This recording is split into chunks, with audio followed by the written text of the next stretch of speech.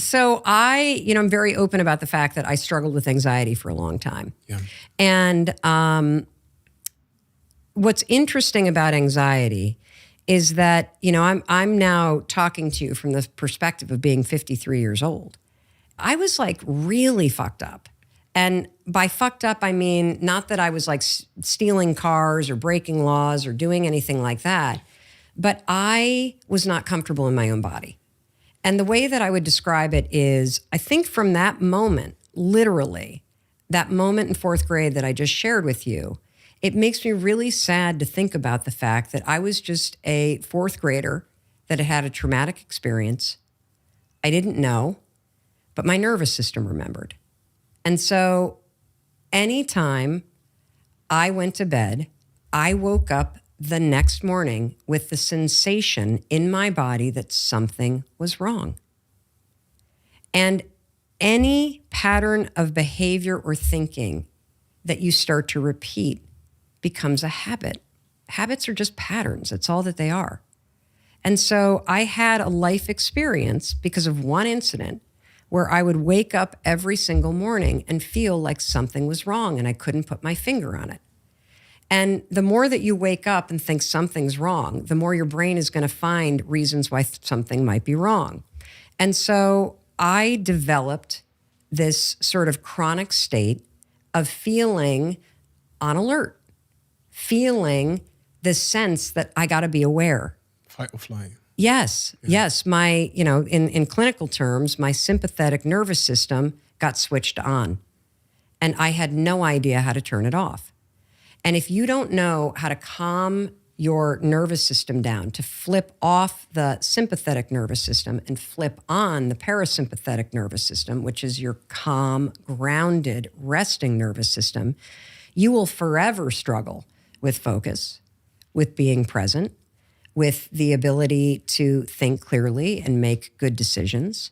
You will constantly talk about the fact that you feel anxious, and that comes from your nervous system always being on edge and being in fight or flight. I didn't know any of this. I was just a nervous kid with a nervous stomach. Every camp that I went to, I got sent home because I was too homesick. Oh, yeah. You know how homesick you have to be for trained counselors to actually call your parents and go, we got a problem here. She can't stay here. Like, she is out of her mind. When you say out of your mind, what are the physical symptoms or verbal symptoms of that? Oh, my gosh. Complete disassociation. So I would be at camp, like literally sixth grade camp. So at the end of sixth grade year, and I feel bad for little Mel Robbins. I feel bad for her because, here's this experience, sixth grade camp, where the entire school for 4 nights goes away to a camp, just the sixth grade. It's supposed to be the culmination of your sixth grade year. And I am so freaked out that something bad is going to happen, that I, of course, escalate things in my own mind. I don't even feel like I'm at camp. I feel like I'm walking on a movie set. I don't feel like I'm on Earth. I feel like I'm on a spaceship somewhere looking down all the time. I feel like I might throw up because my stomach is rattled, because when you're anxious and you can't focus your thoughts, you tend to not eat. And so that, of course, upsets your stomach. It's not that something bad's going to happen. It's that you're screwing up the chemistry in your stomach by not eating because you're so nervous, which only makes it worse. And as your mind is scrambling, thinking something bad is going to happen, and then your stomach is hurting, then you start to think, oh my God, I'm going to throw up. And then you start to think, well, if I throw up, something bad's going to happen. And then the kids are going to laugh. And like, it just becomes this spiral train wreck. And that is the state that I lived in. And so, you learn how to cope. It becomes your new normal. But that was basically my life, constantly feeling like something bad was going to happen, constantly feeling like I wasn't really present, constantly lying or fibbing about how I felt or what I was thinking because I didn't want people to judge me. I mean, it's awful. And then you come through college and you've got to make that choice in life as to which direction you're going to go in. It seems quite... Choice. I love the choice, yeah. Yeah, well, how would you define it? Panic. Panic, yeah. Yeah, because I didn't know what I wanted to do. Yeah. Because I had only ever lived in survival mode. So did you not take a pause to decide to sort of listen Take to a pause. who you were and what your calling was? And Take a pause. you know, When you have anxiety, your whole mode of living is if I'm on the move, no one can catch me. If I am on the run, I'm safe. And so what's interesting is that I think the only time in my life that I have actually slowed down was during the pandemic. Does that sound familiar? yeah, of course, yeah, you had no choice. Yeah. And one of the hardest things, which became one of the greatest realizations, is truly coming face to face with myself and realizing that even though I have done all this work to heal trauma, even though I have done extraordinary things in terms of my own thinking patterns, that there was a level to which I was still on the run, that I was darting off to a coffee shop or darting off to Target or darting off to an airplane. And all of this racing around kept me from having to truly stop and stand with the woman in the mirror and just be still and figure out, well, what do I really want? How do I really want to feel? Today's coffee talk is all about feeling the fear and doing it anyway. And I'm sure you've heard that statement, right? Feel the fear. And the thing that I want to talk to you about today is that there is not only a lot of inspiration behind that statement, feel the fear, but there's also a lot of science behind it. And that's what we're going to talk about today. That if you want to get through and break through your fears that are holding you back, you're going to need to learn to feel the fear and do it anyway. Yesterday, I also want to just say that we talked about, oh no, it wasn't yesterday. Was it yes? Did we go live yesterday? I'm having a hard time remembering what's going on in my life because I've been on the road since Sunday. I'm now in Miami. Yesterday, we talked about living your passion, and a lot of you were confused about where to turn in your life if you don't know how to live with more passion. A lot of you keep saying you want to find your passion. And so I want to remind you about the fact that if you missed yesterday's training, it's a really important one about the definition of passion, because passion is something that's in you. It's something that you unlock. It's something that you release. It is not something that you go and find outside of you. It's something you tap into inside of you. If you missed that training, make sure you go to Facebook or go to YouTube and you can watch that training in full. It's a super, super, super important one. But today we're going to be talking about feel the fear, because what you're going to learn today is that we tend to think about fear as something that's up here, that the fears are all in our heads. Well, the truth is your body feels fear and remembers fear and senses fear way before your mind does. And the reason why I want to talk to you about this is because, as many of you know, we have a brand new audiobook that just launched with Audible Originals. So Audible Originals is an imprint inside of Audible. We are a major partner of Audible's, and we just released a brand new audiobook. It's their #1 new release on Audible called Take Control of Your Life: How to Silence Fear and Win the Mental Game. And there were some unbelievable things that I learned and that my team learned and that we're now sharing with you in doing that project. So Take Control of Your Life isn't your typical audiobook. It's not me just reading a book that I wrote. What Take Control of Your Life is Take Control of Your Life is a live coaching and takeaway program that's 10 hours long. And so there are 6 people that you meet when you listen to Take Control of Your Life. And they have fears, just like you have fears that are holding them back, just like you have fears that hold you back, fears that impact your life in a negative way. And we go session by session for 6 sessions. You listen to the coaching session, you hear about somebody else's fear, you hear me coaching this person live. And then I spend like 45 minutes unpacking the entire coaching session for you. And on top of it, you guys, there's a 55-page workbook that our team designed that goes along as a companion to this audiobook. And you don't even need to buy the audiobook to get the workbook or to get the takeaways, because I'm giving you the takeaways for free here on our live stream. So if you want the audiobook, just go to melrobbins.com/take control and you can download the audiobook. And what I'm going to talk to you about today is I'm going to talk to you about the session that we did with Heather in Take Control of Your Life. And it's a really incredible session because Heather is held back at work because what happens is when she has to have a really difficult conversation, when there's something that she wants to talk to her boss about, when there's a conflict with one of her colleagues. You ever have a conflict with your colleagues at work? Ever feel like you work in a toxic work environment? Well, this is something that you need to understand. Sometimes the toxicity in your work environment is about the other people. And sometimes the toxicity in your work environment or in your life environment or your friend environment is about stored memories in your body from your childhood. I know it's crazy stuff because the saying, feel the fear and do it anyway, it's true because your body feels situations that set you, that put you in a state of being afraid before your mind catches up and starts thinking about what you're afraid of. And so one of the key takeaways from Take Control, and one of the things that I want to teach you today, is that if you start to tune into your body and you start to notice the signals that your body is sending to you in your day-to-day life, signals like butterflies in your stomach, signals like feeling a rush of energy up to your neck, signals like your armpits sweating, signals like your hands getting sweaty, signals that your body is stepping and noticing a situation that reminds it of your past.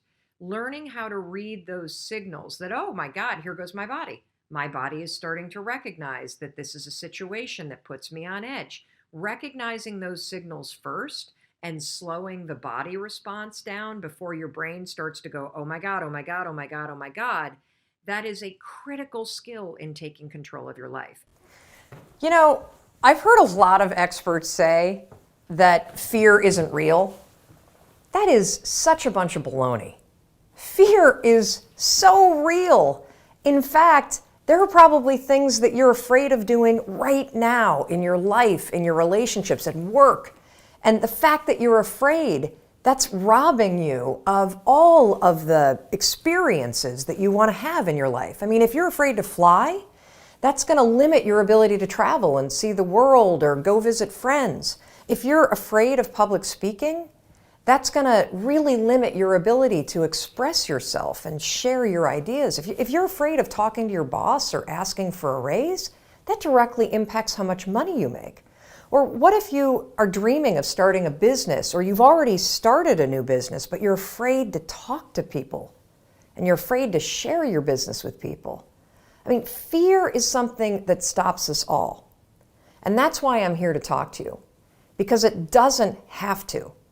Fear is real, but I am going to share a secret weapon that I have used for years to beat every single fear that used to stop me.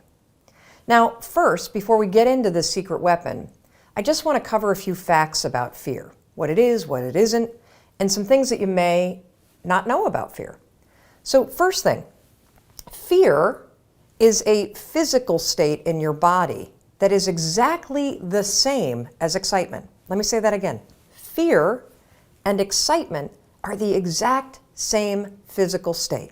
Your heart races. You might sweat a little bit. You might feel tightening in your chest. You might feel a pit in your stomach. You have a surge of cortisol.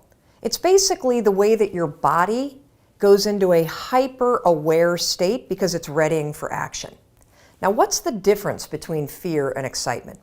Really simple. The only difference between fear and excitement is what your brain is doing as your body is all agitated.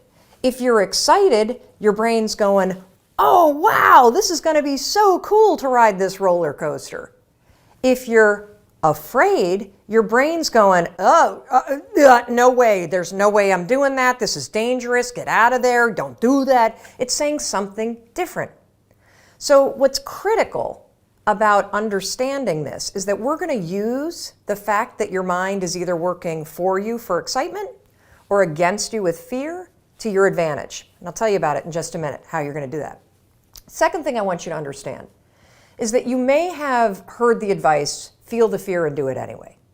You may have heard the advice, oh, just try to calm down. Think positive thoughts. It doesn't work, does it? And there's a reason why it doesn't work. So let's go back to fact number one. When you're afraid, your body's in a state of arousal and agitation, and your heart is racing, and you're all like amped up, and you're hyper aware of what's going on, and you're freaking out a little bit. What is it like when you're calm? You just kind of chill, right? You got like this low arousal state. Very, very difficult to go from a state of agitation and being all jacked up and excited and weirded out and to a kind of state. It doesn't work. It's like trying to stop a train by throwing a boulder on the tracks. It's going to make the train jump off the tracks. It's going to cause a disaster. In fact, they've proven in research that when you try to ignore your fears, it actually makes them worse. And they've also proven in research that positive thinking alone also can make your fears worse. So, what do you do? What do you do when you're about to go talk to your boss and you feel afraid? What do you do when you have to get on a plane and you're actually terrified of flying? What do you do if you got to give a presentation and you are afraid of public speaking? Here's what you're going to do. You're going to use a strategy, the same one that I use, that has helped me beat every single fear and turned me into somebody that is terrific when it comes to a high-stress situation. This is how you do it. You're going to use my 5-second rule in combination with what I call an anchor thought, and that is going to reframe what your mind is doing so that your mind goes from feeling agitation and making you afraid to reframing it from agitation to excitement. It works like magic. Now, I have used this technique for years, literally for years. And one of the ways that I want to introduce you to it is I want to take you backstage. I want to take you backstage to a speech that I delivered this year. And what you're going to see is you're going to see me behind, the major set. I'm about to walk out. You can kind of hear the crowd roaring. My introductory video is playing. My body is in a state of arousal. I am literally, my heart is racing, my arms are sweating. Like you're going to see this. I'm going to tell you about it. And you're going to watch me use this same technique I'm going to teach you to reframe my nerves into excitement. Check this out. All right, I'm about to go on stage. There are 7,000 people out there, and it's so exciting because what they don't know is they're about to learn the 5-second rule, and their lives will never be the same again. Now, I gotta tell you, my heart is racing. My armpits are sweating. I have the exact same physiological feeling as when I'm afraid, but I'm not afraid. I'm excited. Excitement and fear is the exact same thing in your body. It's just what your brain calls it. Here's a trick that's proven by science that I use every time I speak. When I start to sweat, when I start to have butterflies, when I start to have my heart race, I say, I'm excited. I'm excited to get out there. I'm excited to talk to these people. I'm excited to share the 5-second rule. And what that does is it sends a message to my brain that tells my brain why my body's all agitated and excited. And that way, I don't feel afraid. Remember, excitement and fear, exact same thing in your body. The only difference is what your brain calls it. Go get them. Now, I want to give you one more example, just to make sure that you really get how you can use this. So a lot of you have written to me about your fear of flying, and I can really relate to that fear because I used to have the exact same fear. But I use this same strategy to conquer it. Here's how you're going to do it. So first things first, if you've got to do something that really makes you nervous or that you're afraid to do, before you're about to do it, come up with an anchor thought. What's an anchor thought? Well, an anchor thought is something that's going to anchor you so that you don't escalate any situation into a full-blown panic attack or into a situation where you screw things up. It's a way for you to anchor yourself so you maintain control over what you're thinking and how you behave. So here's an example with flying. It's important when you're creating an anchor thought to pick something that is in the proper context of what you're afraid to do. So for flying, pick an anchor thought that has to do with the trip that you're taking. So if I'm boarding a plane to fly back home to Michigan, an anchor thought might be a picture in my mind of my mom and I walking on the shores of Lake Michigan where I grew up. That's a thought that makes me happy, it makes me excited, and it's also related to the trip that I'm taking. If you have a conversation that you need to have with your boss, pick an anchor thought about how you feel after having that conversation. Maybe it's you picking up the phone and calling somebody that you love and saying, "Oh my gosh, it went so well." Or, you walking out of the meeting and feeling like, yeah, I survived that conversation. I feel pretty good about myself. So now that you have your anchor thought, you're ready to beat the fear. What is one thing that you know that you need to do that when you think about doing it, and a lot of times it's a conversation, when you think about doing it, you get a pit in your stomach? I want you to write in the comments, what is that thing that you are afraid to do? You know you should do it. It's probably a conversation. And, oh, here we go. My 29-year-old son came home. He's living with us temporarily. He's bringing women home late night from the bars. He's a lot like his father, so very confrontational. Having that conversation gives you a pit. Starting writing my book, having a conversation with my coach, leaving my home, driving, asking for my raise that I'm worth, quitting my job, calling that prospect in my business, paying my taxes, paying my bills, working out in front of other people, doing a presentation. These are all driving to another state in busy traffic, reaching out to new clients. Excellent. Opening up a business. So as you think about this thing that you want, what immediately happens is you feel a pit in your stomach. That's what happens before your mind even goes, oh, I'm scared to call prospects. Oh, I'm scared to leave a secure job. Oh, I'm scared to write this new script. Oh, I'm scared to lose weight.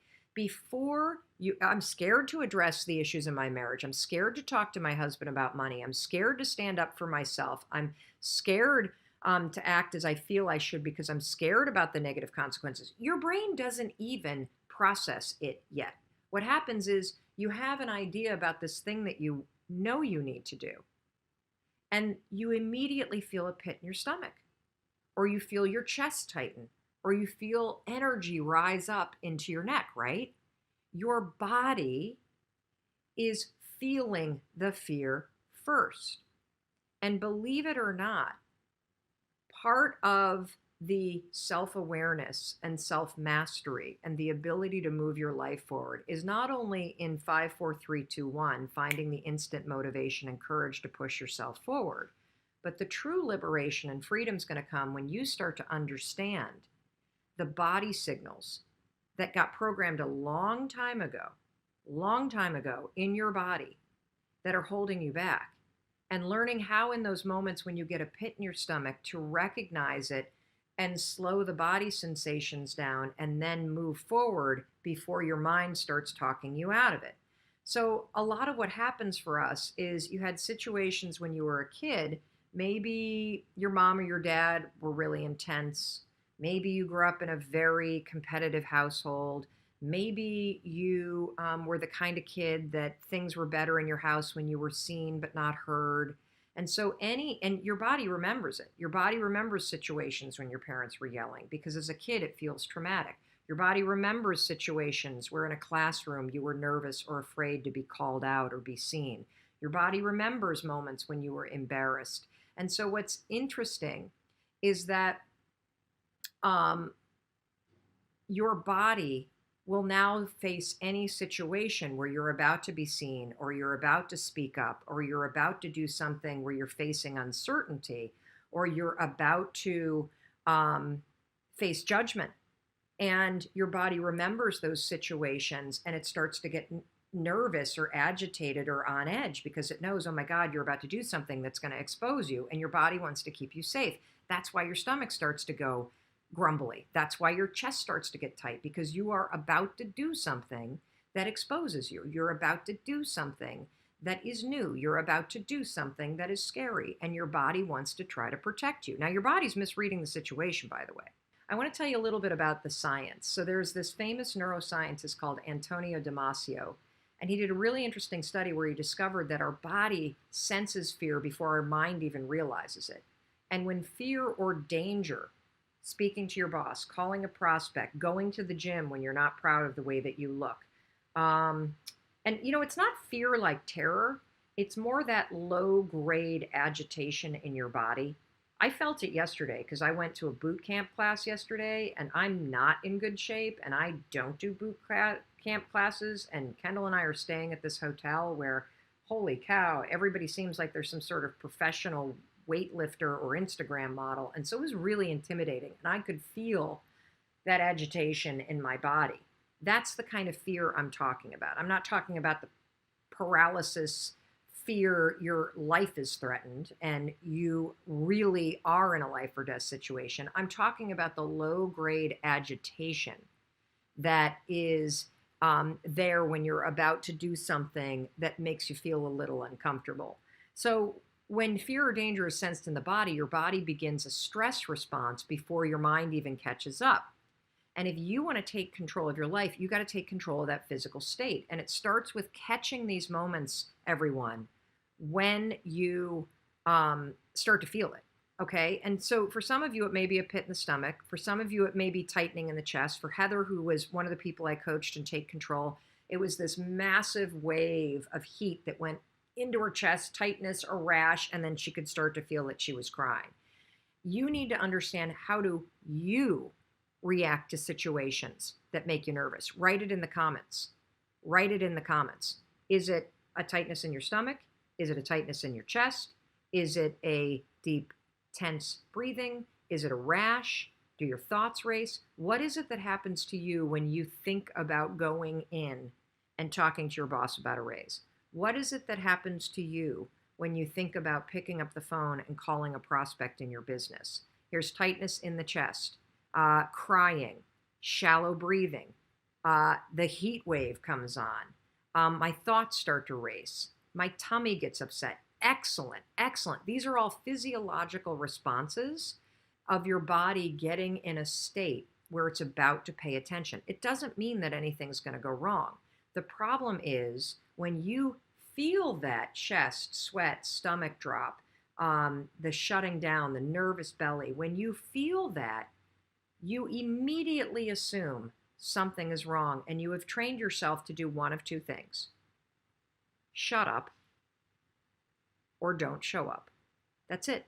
That's it.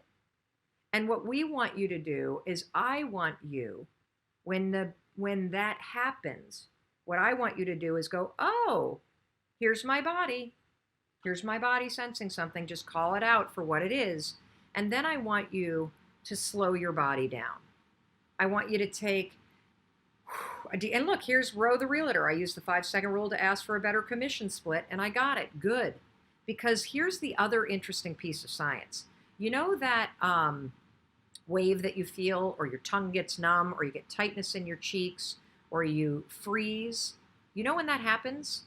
Based on the science, there is only a 90-second chemical release in your body. It's called the 90-second rule.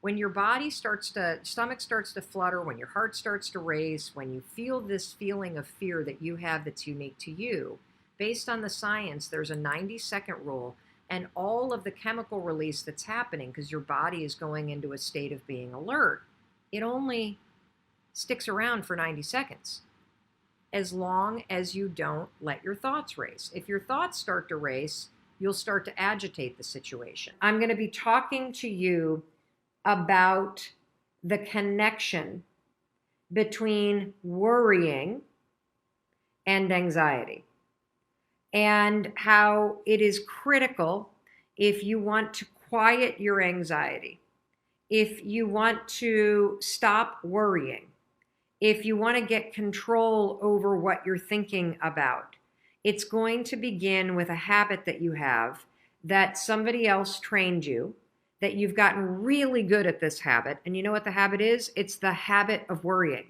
We all do it. We're all guilty of it. We're all guilty of, sorry, let me just move that a little bit. We're all guilty of worrying about things that are beyond our control, worrying about things that doesn't matter, worrying about things that we shouldn't care about.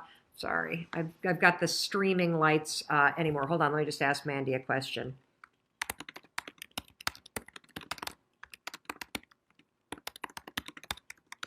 Worrying about all kinds of things that you shouldn't worry about.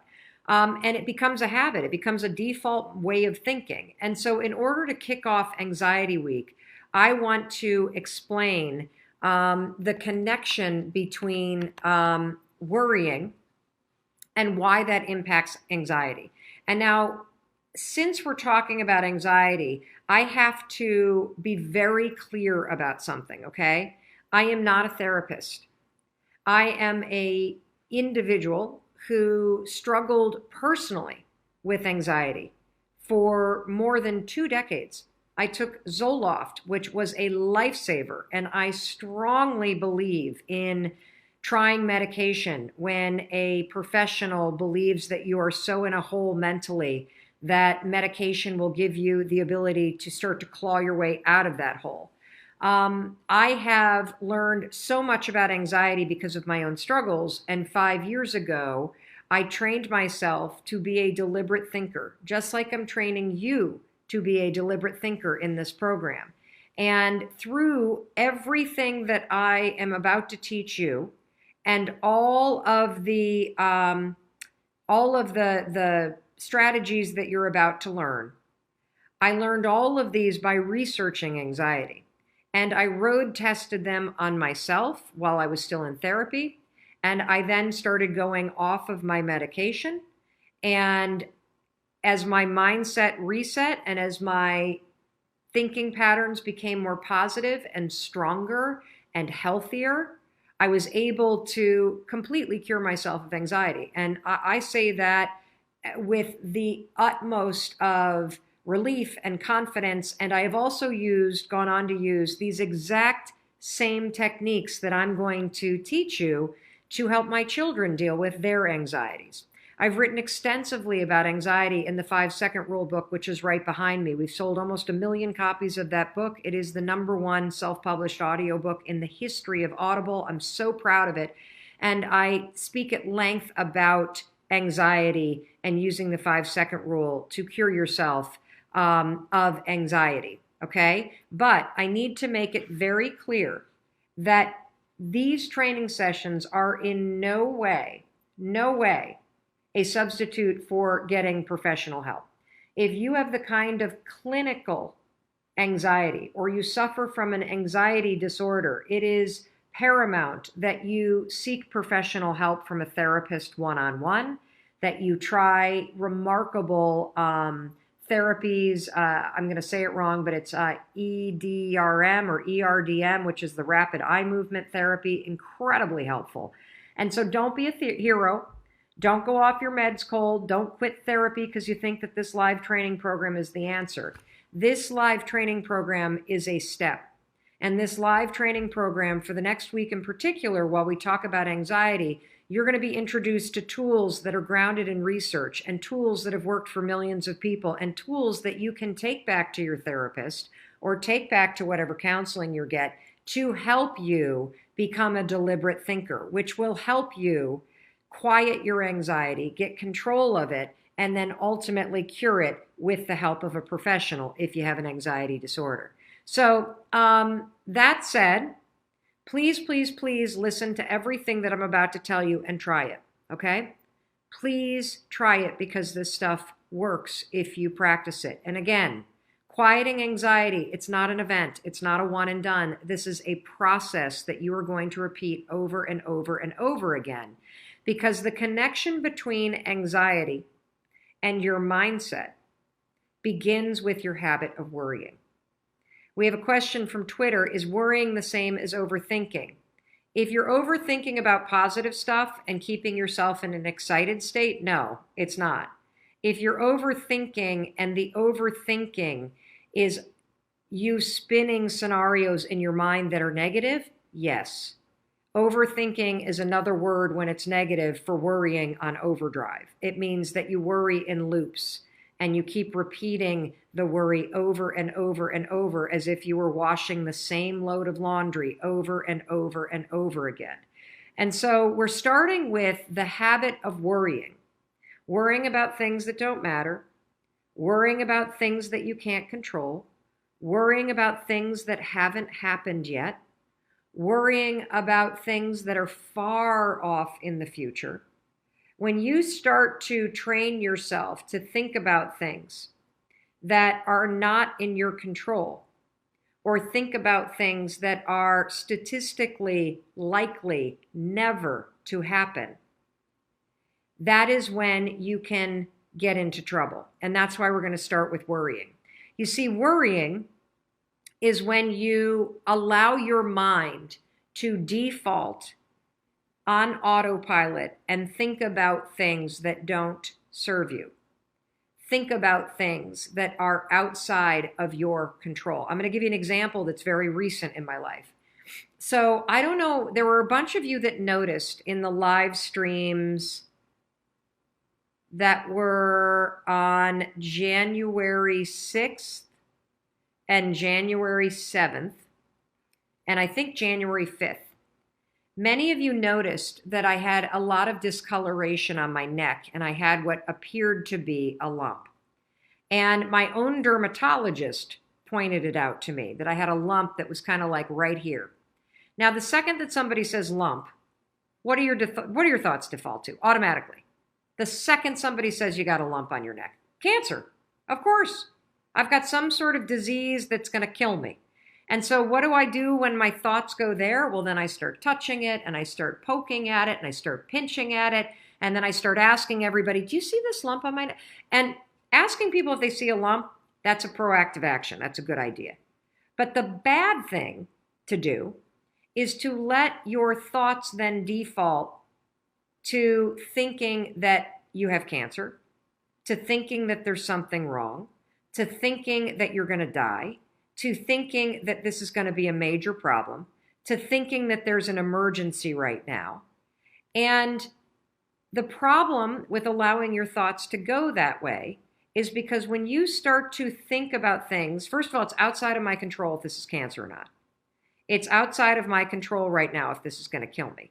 It's outside of my control right now whether or not a week from now when I go see my doctor, they're going to diagnose what is in my neck.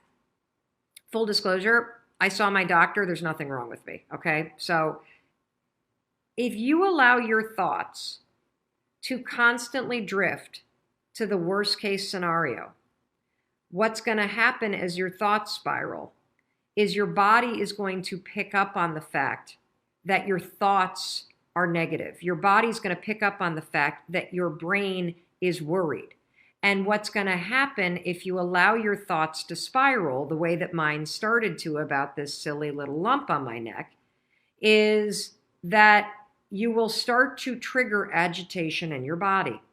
So when you start thinking negative things up here, you're going to start feeling negative things in here.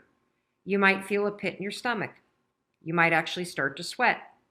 Your heart might start to race. Your throat might get tight. Your hands might get clammy. These are all telltale signs that you have now crossed from simply worrying in your mind to feeling physical agitation, which is anxiety.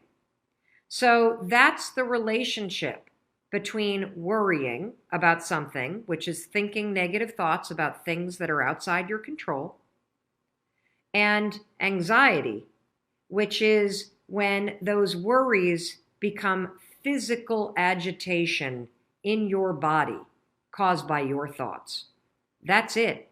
And so it's critical for you, if you have anxiety, if your kids have anxiety, if you're a chronic worrier, if you lay awake at night thinking about all these things that you need to do, we're going to go through all of this and all kinds of things that you can do to start to address this.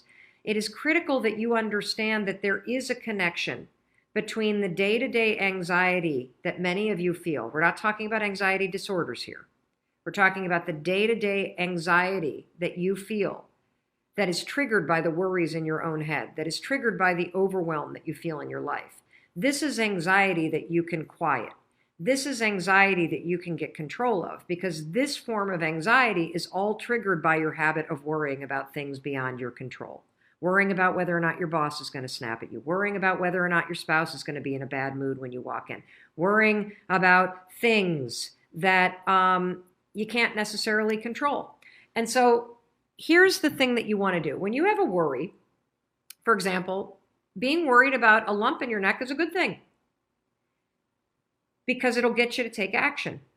So the second that I confirmed and I looked at the screenshots that many of you sent me and I checked it out in the mirror, that I had a little something right here, I made an appointment with my doctor.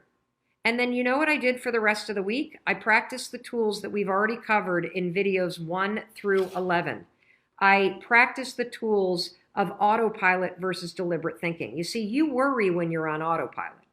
When you direct your thoughts and you're deliberate, you're now in control of what you're doing. And if you don't know what I'm talking about, go to Mindset Reset, the playlist on YouTube, on our YouTube channel. And on video number 2 is all about autopilot versus deliberate thinking. So I would catch myself when I'd start to think about the lump. And I would go, nope, I'm not going to worry about that because I can't control it. I'll find out on my doctor's appointment if there's anything that I need to be concerned about. Until then, I'm going to not think about that. I'm going to think about this. And so day 4, when we talked about thinking this and not that, so this is video number 4, I used those tools all this week, everybody, in order to make sure that I didn't allow my habit of worrying about some lump on my neck turn into anxiety that I started to feel in my body. Does this make sense? Give me a thumbs up if this is making sense. And by directing my thoughts, so whenever I'd start to think, oh, there's that lump, and I'd start to touch it again, which of course makes it bigger, I would go, wait a minute, hold on. Nope, I'm not going to think about this. I'm not going to worry about this. I'm going to be deliberate, and I'm going to think that I'm okay. And I started to train myself to go, I'm not going to worry about it until I have something to worry about. I'm going to make a doctor's appointment, and I will worry about it when there's something to worry about it. But for now, I'm just going to assume that it's totally fine, that there's nothing there, that maybe it's an insect bite or something like that that's gotten inflamed, and that's that. And you know what? It works. It works. And let's say that when I went to my doctor's appointment on Thursday, I got a bad diagnosis. Well, guess what? Then there are decisions to make. Then there are things to be concerned about. I still am going to have to manage my worries, because if I start to allow myself to get anxious about a negative situation, I'm going to make it worse for myself, okay? Your anxiety and your worrying doesn't change the things you need to do to address any problem in your life or potential problem. But worrying and causing yourself anxiety will make the potential problem worse, because you are going to make yourself feel worse. So it all begins with you and being deliberate about what you will allow yourself to think about and what you will not allow yourself to think about. So first of all, I literally have struggled with anxiety my entire life. And anxiety, for this conversation, the way I define it is the habit of worrying spiraled out of control. You know, you may say that you are a worrier. That's not true. You have a habit of worrying. A habit is a pattern of behavior or thinking that you repeat without realizing it. So anxiety happens when that pattern of worrying about things spirals out of control, and now it starts to marry and manifest itself with physical sensations too. That's all that it is. I know that I say that's all that it is. Me personally, I struggled with anxiety, I think my entire life. It became quite acute when I was in my late teens and early 20s. I became medicated in the middle of law school. I took Zoloft for 2 decades. When our first daughter was born, who is now 17, the postpartum depression and the cascading panic was so terrible that not only was I medicated and couldn't breastfeed, but I couldn't be left alone with her. Wow. So when I say you can cure yourself of anxiety, I don't say that lightly. 4 years ago, after I had been using the 5-second rule to change my behavior, how I spoke to my husband, how I negotiate in business meetings, how I conduct sales, the kind of parent that I am, my health habits, my eating habits, curbing the drinking, I thought, I wonder if I can use this 5, 4, 3, 2, 1 thing to get control of my thought patterns. Not my behavior patterns, my thought patterns. Yes, you can. So we're gonna build this conversation because I want to start with something we can all relate to, and that is, how do you stop worrying and how do you stop listening to self-doubt? This is how you're going to do it. So all day long, you're going to have moments where your thoughts drift, and I use that word on purpose because for me, there is a physical sensation when you start to use the 5-second rule and you start to wake up. Not only on time in the morning, but you wake up to your life and the opportunities in your life. Your thoughts drift. Like you'll just be hanging out with your friends and then suddenly you're like, I'm not sure that person likes me anymore. I haven't heard from my kids lately. I wonder if they're dead or, as a check, like you just start worrying about stuff. Why? Because it's a habit. Because when you're not paying attention, your brain shifts from you being a decision maker and paying attention to you just kind of spinning things on autopilot. And one of your habits is worrying. The second you wake up and you notice, holy cow, I'm talking some negative garbage to myself right now. 5, 4, 3, 2, 1. You've just shifted the part of the brain that you're using. You've shifted from the basal ganglia, which is where your habit loops are spinning, and you've awakened your prefrontal cortex. You've also interrupted that pattern. Now what you're going to do, because your mind is actually ready to receive a different thought because of the counting, now you can put in an anchor thought. Like if you have a mantra, if you've got a vision about the way that your business is going to turn out in 5 years, if you just have a thought that makes you really happy and proud, insert that. Now, why does this work? It works because of the counting. And I'm not kidding. We know, based on research, that positive thinking alone, not effective. In some instances, trying to force yourself to think positive can actually make the worries worse. Why? Well, the reason why is because it's really hard to just change the channel. What we have to do first is basically interrupt it and turn off the TV and then turn it back on with the prefrontal cortex awakened. So the counting is essential. And so you can start using this today. You catch yourself talking garbage to yourself, because we all know if I were to put a speaker on your head and broadcast, you would be sitting here in the audience, you'd be in an insane asylum because the crap that you say to yourself is insane. And the problem is we listen to it. You'll be in a sales meeting and you'll be undermining yourself. They're not going to buy. Oh my gosh, I'm in trouble. You're not even present. 5, 4, 3, 2, 1. Switch it back. Get back to that vision that you have about toasting your success or this customer being really happy or you being proud of yourself. Whatever that vision may be, you can control your thoughts. And this is not just us talking about it. This is a tool that you can use. So let's take it a step further. So worrying, if you let it go unchecked, what will happen is you will get used to worrying. You will get used to living in a state where you're slightly agitated all the time. Let me talk a little bit about agitation.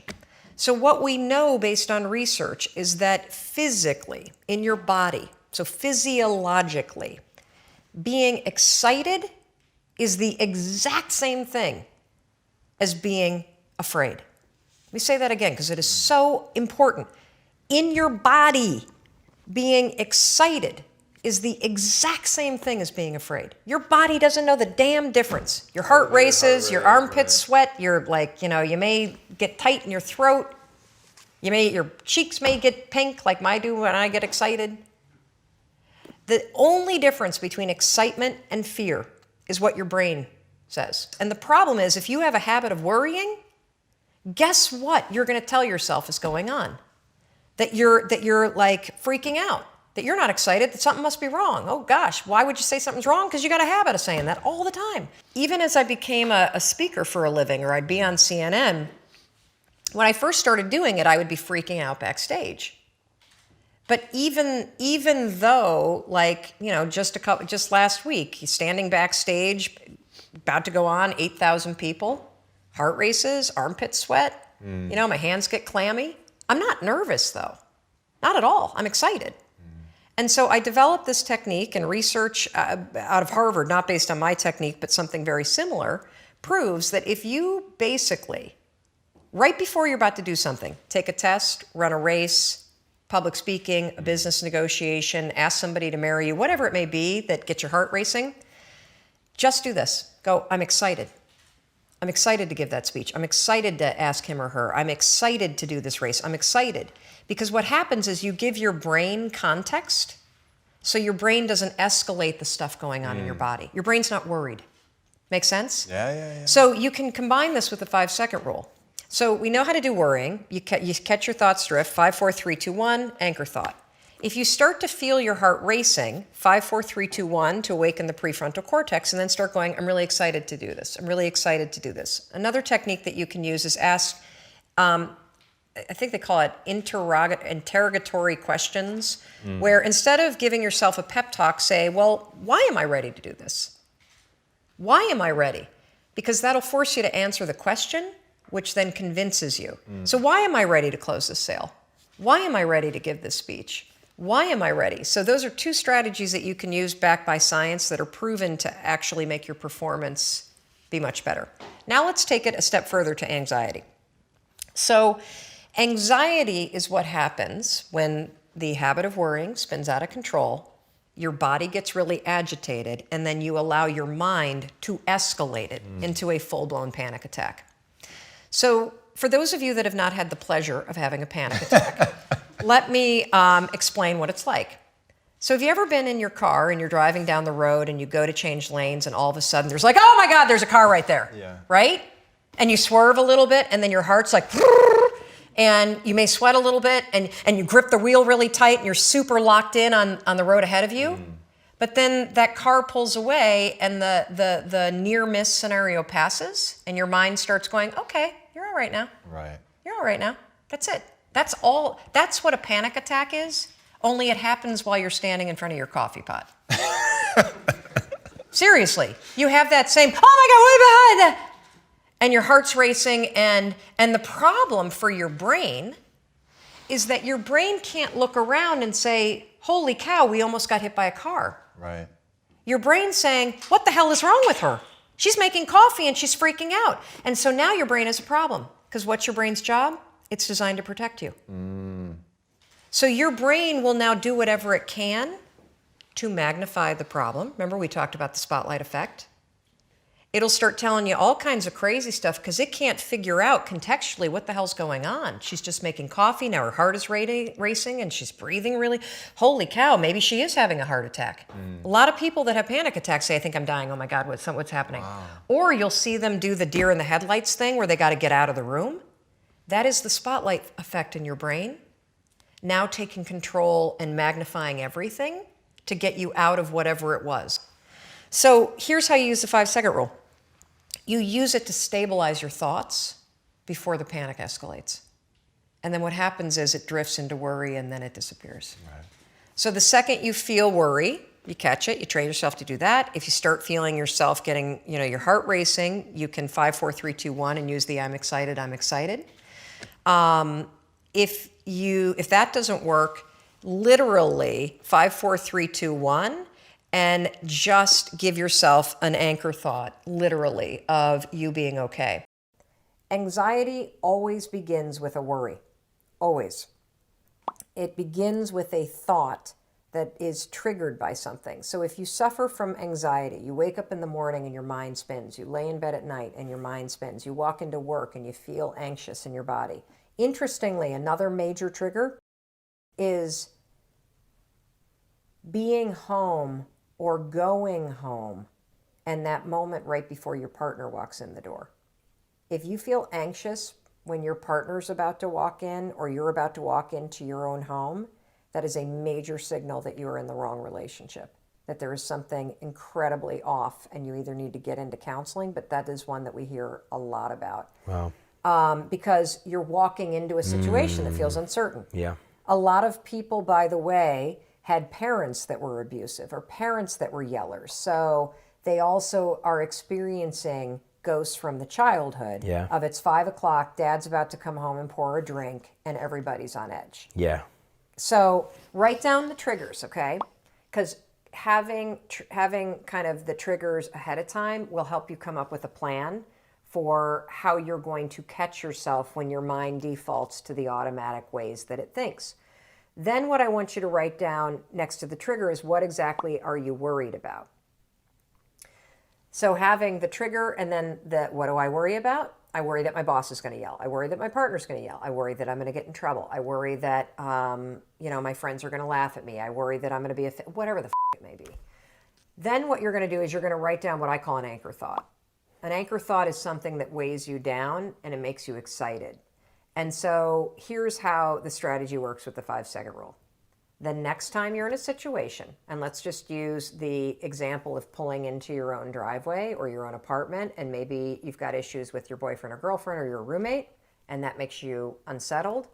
The second you pull in and you feel the trigger, you're going to go 5, 4, 3, 2, 1, because I want to interrupt your mind from going into the I don't like what if I, and then you're going to drop in the anchor thought of the last time that you and your roommate really got along well, or the last time that you stood up for yourself and it went fine. And or your puppy. Yeah, or a puppy or whatever. And you're going to say, I'm so excited to deal with this. Yeah. And then you're going to get out of your car, even though your body is going to feel a little unsettled and your mind's going to race. Go 5, 4, 3, 2, 1. If you start to be like, but what? And then walk in the door. And what I'm teaching you to do is to not let your mind hijack you. Right. And it's very important because there's a very tight nexus between your habit of worrying and spiraling your thoughts and the way your body starts to amp up. And so we want to settle your mind so we don't agitate your body. You got it? Yeah. And so if you start to practice that over and over and over and over and over and over and over again, and for you 18-year-olds that are watching this, use this with the nerves that you have about what you're going to do with your life. Use this when you catch yourself worrying about college applications, because worrying about the applications won't get them done. Worrying about what your friends are doing won't make it happen. Worrying about what you're going to be doing when you're 25 or how you're going to make money, it's not going to help you make money right now. It's only going to make you miserable. Right. So 5, 4, 3, 2, 1, cut off that habit. Yeah. That'll stabilize your body, and then go to a vision of you at the age of 25, driving a car that you think is cool and hanging out with a friend that's cool and saying to yourself, I'm so excited because I know I'm going to figure it out. Because you don't need to worry about that right now. Yeah. But it becomes a habit that destroys your year this year. Do you feel like you worry too much? Do you feel like you live in your head too much? Do you wish that your mind was a more positive place? You know, my daughter and I are here in Miami, and I'm just like you. My mind can be my worst enemy. I was laying in bed last night and I had fallen asleep and I kept waking up. And you know what I was thinking about? I was waking up because I could hear people in the hallway kind of coming in from a late night of partying. And you know what the first thing that my mind defaulted to? There being a fire in the hotel. And I started having these visions of my daughter and I going down the stairwell and getting trapped. And then I had visions of us being on the balcony on this room and fire kind of engulfing. And what are we doing? Are we tying a rope? I mean, it's just insanity, absolute insanity. And I used the techniques that I teach you. I went 5, 4, 3, 2, 1. I am not thinking about this. And the thought disappeared because I constantly reset my mindset. And, you know, one of the reasons why I'm telling you this is if you are tired of feeling negative, if you feel often that your own thoughts are the things that trip you up in life, that you wish that your mind were more positive, I'm telling you that I'm the same way. Just because I teach this stuff, just because I study this, just because I do what I do for a living, doesn't make me immune to what it means to be human. And what it means to be human is that your brain and your body want you to survive. Your brain and your body remember situations that scare the daylights out of you. Your brain and your body try to talk you out of anything that makes you feel risky. And your brain, given that it has been trained by situations in the past, and given that you allow it to worry all the time, you have a habit of doing it, if you're not careful and you're not deliberate, your brain will default to scary crap like mine was last night. That doesn't mean you're broken. It means that your brain is thinking something that's broken, and it's time for you to reset your mindset and pull it back. We are in the middle of Anxiety Week, and I'm super excited about this because I'm somebody who has struggled with anxiety for a large part of my life. For more than 2 decades, anxiety was a chronic and debilitating issue for me. I have 2 kids that struggle with anxiety. I know that it is a struggle for many of you. There's a documented rise in anxiety. And so we are spending an entire week talking about tools that you can use to understand anxiety, to break apart the thinking habits in your mind, to catch the triggers. And that's what we're talking about today, the triggers that are triggering you to feel anxious before you even realize that it's starting, and what you can do with science, particularly something called anchor thoughts, to quiet your mind, to settle your body, to stop the agitation, and to get control in a moment where normally you would spin out of control. So today we're going to talk about triggers. If you missed yesterday's training, it's very important that you watch it. So on day 13, we talked about the connection between worrying and anxiety, and how the habit of worrying about things in the future, things that make you feel uncertain, things that are out of your control, things that you shouldn't worry about at all. Oh, here comes our son. It's 7 o'clock in the morning. Sweetheart, I will be done with this training in about 15 minutes, okay? He doesn't look worried at all today. So interesting, that's a trigger for me. So we're talking about triggers today, and triggers are, do I know where your phone is? It's in the pocket of my coat that I wore when I tucked you in last night. I'm single parenting it today, so thank you for your patience with the the fact that I needed to help Oakley along. I got to get him to school this morning before I catch a flight to San Francisco. That's a trigger for me, that when something unexpected happens when I'm on a live stream, my stomach immediately gets tight. My thoughts don't go, uh-oh, just yet. My body tenses up. And triggers are a very important thing for you to bring out of the woodwork. And the reason why is there are things that happen to you all day long that trigger tense feelings in your body, that trigger your body to remember situations from your childhood that made you feel out of control or anxious or unsafe. It's things that happen that trigger you to start bracing yourself. And so one of the things that we're going to do now that we've already talked about worrying, and we've talked about the connection between worrying and anxiety, and we've talked about the fact that worrying becomes a habit, and it's a habit that you need to break. And if you haven't watched that training, just go to YouTube. It's video number 13, and it's all about the connection between worrying and anxiety. Today, we're going to go a little deeper. So yesterday, I asked you to go through your day and start to notice the things that you worry about. And many of you wrote to us and said that the list was long, and even seeing the list was overwhelming. That's totally okay. We got to get this stuff out of the dark in order to help you fix it and solve the habit of worrying and teach yourself how to be a much more deliberate thinker. Today, let's go a little bit deeper, because we did get a question. Danielle, could you put the questions in the text chain, because I could not pull up the email this morning that had the production sheet. We got an email, a comment that was all about worrying yesterday, and I'm not going to remember it directly, but I can paraphrase it. Oh, here it is. Mary Carmen Gamero. That's Mary Carmen Gamero. I'm sorry, I'm so all over the place this morning. Thank you for your patience. It's a crazy morning before I have to get on a plane to San Francisco, and I'm doing this alone, and I'm a little overwhelmed because the kids are starting to get up. But I'm not going to worry about that. I'm just going to keep on going.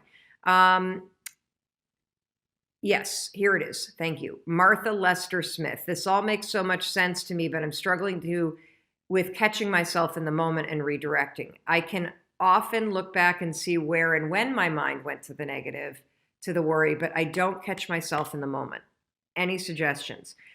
Martha, that's not uncommon because the thought pattern of drifting to the future and starting to ruminate and worry about something that's outside of your control or that doesn't matter right now, or an issue or worrying is not going to make an impact.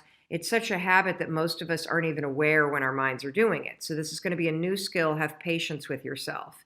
The reason why we're talking about triggers today is because if you have trouble catching yourself in the moment, one of the most effective things that you can do is you can do an audit of your day, and you can identify all of the situations, the people, and the time of days or experiences that you have that trigger you to feel uneasy, or that trigger you to start to worry, or that trigger you to brace yourself.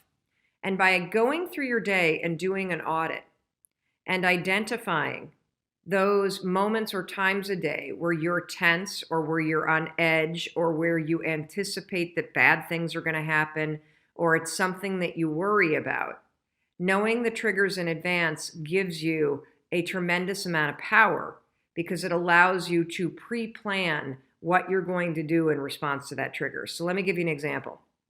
I want you today, here's your homework, to go through your day, and I want you to go step by step by step from the moment you wake up. When are the moments that you worry? What are the situations that you're in throughout your day that trigger you to be tense? And after you go from the moment you wake up to the moment you get into your bed, the next thing you're going to do is you're going to go and identify, are there people in your life that trigger you to worry? So, for example, when you wake up, are worries the first thing on your mind? Does just waking up and thinking about your day trigger worry? If so, write about it. Does walking into the kitchen and eating breakfast trigger worry? Are you starting a new eating plan and it's overwhelming and you're doubting yourself? Does the idea of getting out of the house, this was one that was surprising to me, because I don't have this one right now, but in reading so many comments from you as you've been sharing your worries and sharing the things that you struggle with, just getting out of the house is a cause of major distress for many of you. And if that's you, give me a thumbs up or give us a heart so people know that they're not alone. And that was me when Chris and I were facing all of the major issues that we had 10 years ago, from bankruptcy to alcoholism to fighting nonstop and just starting the day, just getting out of the house. Boy, did that make me brace myself, because it made me have to face the issues that I was dealing with in my life. Does walking into work cause it for you? Does figuring out what you're going to eat for lunch? Does having to make cold calls? Does the work itself that you have to do in your job, your side hustle, your passion project, the book you need to write, does that create worry and anxiety for you? Does heading home from work create? Does being in the school pickup line and being worried about what your kid, like, there are so many moments in your day. A humongous trigger for people is 5 o'clock at night. 5 o'clock at night when the lights start to get dark, major trigger. And the reason why is many of you grew up in households where there was abuse, you witnessed abuse, you had a parent that was an alcoholic, you had all kinds of tension in your house. And at 5 o'clock, what happens is the light starts to change and people start to come home. People start to drink. And that can be a major, major trigger for people. Major, because your body remembers what it was like to be a kid in a household when an alcoholic parent came home. And so your nervous system, believe it or not, is triggered by the time of day and the light changing and the fact that maybe you're with somebody or you live with somebody that comes home and has a drink. And that gets your mind to go. And so today, all I want you to do is I want you to identify the triggers. And here's why. When we pull the triggers out of the dark, we can teach you how to put a plan in place to respond to them so that you're not triggered and going into autopilot and starting to worry and feel anxious and having no control or idea why. I haven't lost anybody that I love. So I would not say what I'm about to say if somebody that I loved had died in this pandemic. But I have found the great pause that the last 2 months have forced me to take to be the greatest gift that I have received in the last decade. My kids have been home. I have been off the road. I have been forced to slow down. I have been reminded of what actually matters: your health, your family, your friends, what you're doing to take care of your mind and your body and your spirit, and making sure that you do something with the time that you have that you really, really enjoy. And the other thing that it's really made me stop and think about is making sure that I'm having fun, that my whole life isn't just work. And it's made me really start to think about the fact that I don't want to go back to the life that I was living before the pandemic hit. How many of you feel that way? That this has been a gigantic mental perspective switch reset button that has, boom, hit you really hard. I want to know in the comments, what is it that you, with this new perspective that the pandemic has given you, what is it that you want to change in your life coming out of this? I want to start seeing. I see people saying this has been a wake-up call. I see people saying, yes, this has been a huge shift in my perspective. I see Brianna saying, I want to travel less for work. What do you want? Kelly says she's had a mental switch. Kelly, what has this pandemic given you in terms of the gift? Heather's saying, I want to ask myself, what do I really want to do? Kim says, I don't want to go back to the rat race.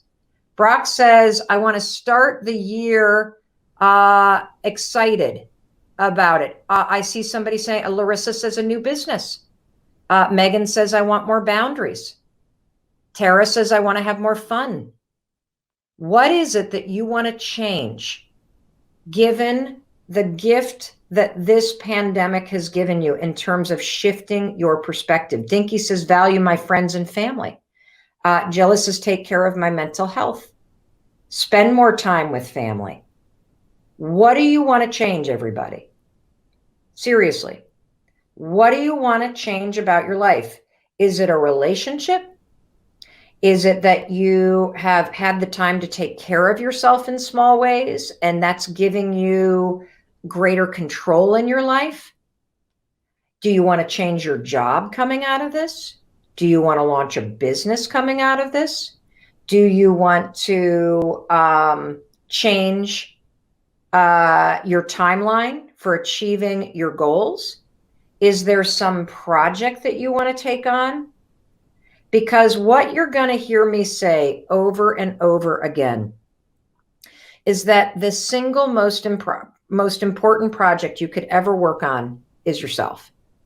And the greatest gift that any challenge will ever give you is a perspective shift and the realization that you can face hard things, that you can survive hard things, and that in learning more deeply about yourself and about what you value through the challenges in life, you are going to be handed a moment where you can make a decision. You hear me say all the time, you're one decision away from a different life. Changing your life does not take motivation. Motivation is garbage. Changing your life takes discipline. The discipline to make a decision to change. You see, you need 3 things if you want to come out of this pandemic and truly change your life for the better. So many of you do not want to go back to the life that you were living. You see something greater for you. And what you're going to need in order to make that shift is you need clarity. You need the clarity to write the change down. And I want you to start right now. What in the comments? Let's get really clear. Terry wants to come out of this a healthier and better person. What is the clarity? Tell me the change that you want to make coming out of this. You got to have the clarity to write it down. That's number one. The second thing that you got to have in order to make a change happen is you've got to learn the skill of confidence, which is the ability to try something when you don't feel ready.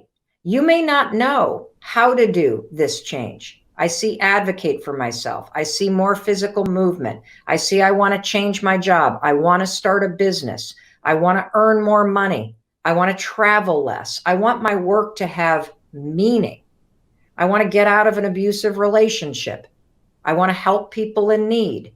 I want to make sure that I continue to keep the promises that I've been keeping, getting up on time, working out every day, working on my relationship. This is fantastic because you're having a moment of clarity. And when you start to write it down, you are starting to develop the confidence and the knowing that you deserve to have this change happen. And then finally, what do you need in order to really change your life? Because it's not motivation, everybody, it's discipline. Discipline to make small promises, keep small promises, discipline to take small actions when you feel afraid, the discipline to find the courage to push yourself forward when you don't know how. That's how you change your life. Just those three things: clarity, confidence, courage. That's all you need.